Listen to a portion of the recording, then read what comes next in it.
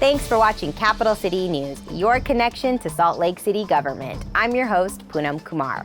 This week, we'll be talking to Julio Garcia, the city's new Human Resources Director, about his plans to fulfill the mayor's vision. And our History Minute is about Martha Hughes Cannon.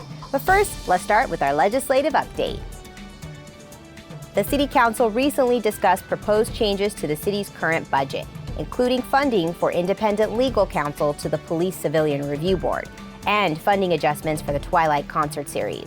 The council will take action on the budget items at a later date. Earlier this month, the council held a briefing on the police use of force with Chief Mike Brown.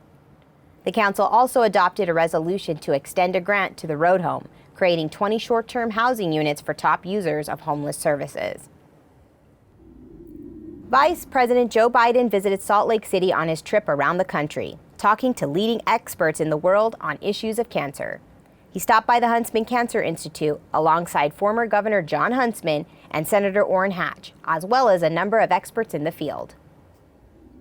The Planning Department launched a new page on their website to help gain input from the community for the Transit Master Plan.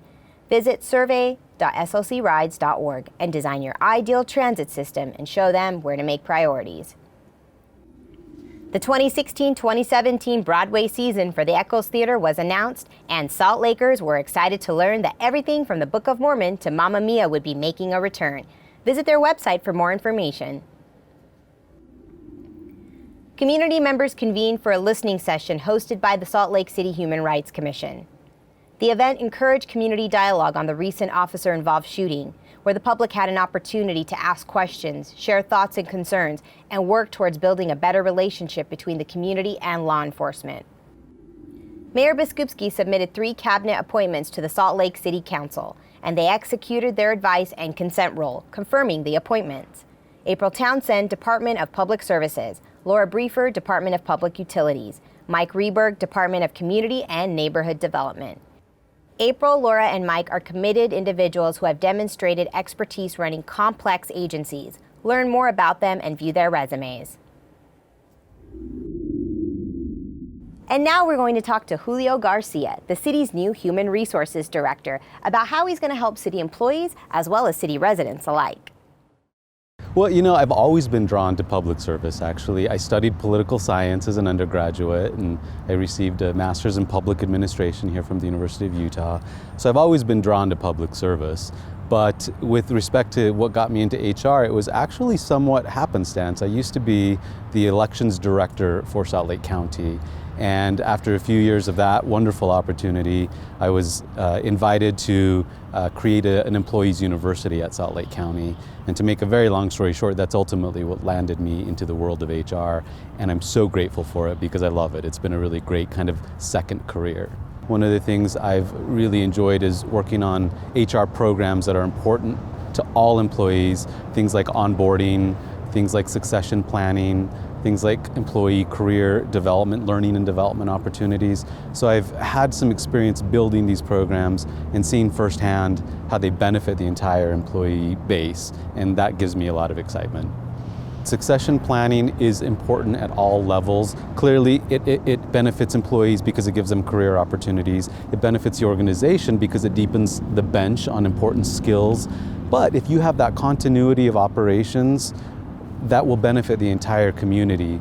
We are facing an aging workforce. We have, at least at the county, and I suspect the numbers are the same here at the city. I've not been here long enough to assess that, but on average, 1 out of every 4 employees are probably eligible to retire today. If we don't deepen the bench and if we don't have good succession planning, that will impact the service delivery that we can offer for the citizens of Salt Lake City. And that's why it's a really imperative thing to focus on. And I think Salt Lake City is far more diverse than most people realize. And I think that needs to be seen in the population of city government employees. Our employee population should reflect the population of the people that we serve. And I think the mayor understands that as an important value to the organization. I think HR policies, while they may sound dull, I think they're very important. They're the rules of the game, the rules of the organization for employees. And I actually have a fair amount of experience that I'll bring with me from the county where we did a complete overhaul of HR policies. I think Salt Lake City and the county, we're not unique. A lot of times what happens is HR policies get left on a shelf and they become stale and they get dusty and people just kind of learn to live with them. They should be living, breathing documents to reflect the needs of an organization at any given time, harassment being one of those policies. And so that is something that I'll definitely be working on in the weeks and the months to come to overhaul some of our more important policies, ultimately with the goal of overhauling all HR policies. And now it's time for our History Minute.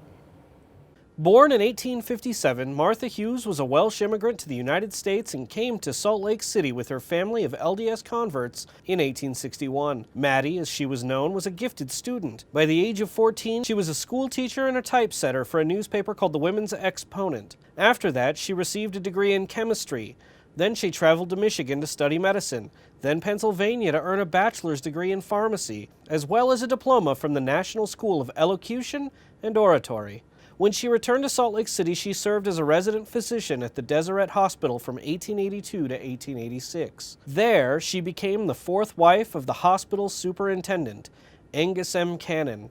After a brief European exile from the state due to the political pressures of her polygamous marriage, Dr. Martha Hughes Cannon returned to Utah to teach medicine at the hospital that eventually became part of the University of Utah School of Medicine. During this time, she became active in the women's suffrage movement and, in 1896, decided to run for an open seat in the state legislature against her husband. The Tribune endorsed her husband and the Herald endorsed her, saying, quote, "Mrs. Maddie Hughes Cannon, his wife, is the better man of the two. Send Mrs. Cannon to the state senate and let Mr. Cannon, as a Republican, remain at home to manage home industry." She won, the first woman ever elected to a state legislature in the United States. Cannon served 2 terms and was noted for her efforts to fund public health initiatives. Once she left the legislature, she continued to make her mark in the state of Utah until her husband's passing in 1915, when she moved to Los Angeles to work at the Graves Clinic until her death in 1932. Dr. Cannon was buried at Salt Lake City Cemetery, and a statue honoring her is on display at the state capitol. Thanks for tuning in to this episode of Capital City News. Please join us next time where we keep you up to date. I'm your host, Poonam Kumar.